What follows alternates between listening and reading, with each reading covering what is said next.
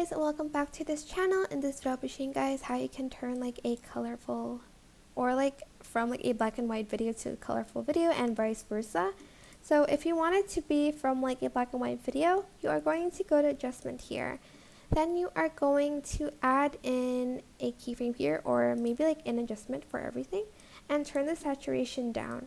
In the middle of the video or anywhere you'd like, you are going to turn up the saturation, and as you can see, it turned from a black and white video to a colored video.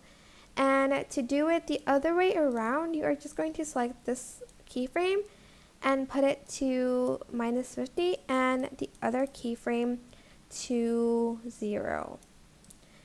And that is basically it. Super simple, right? I hope this tutorial was helpful for you guys. Don't forget to like, comment, share, and also subscribe to this channel if you haven't done that already. If you have any questions, just leave it in the comment section down below, and I'll try my best to answer them all for you guys. If you found this video helpful, please click the thanks button above the description box down below. Thank you so much for watching. Bye!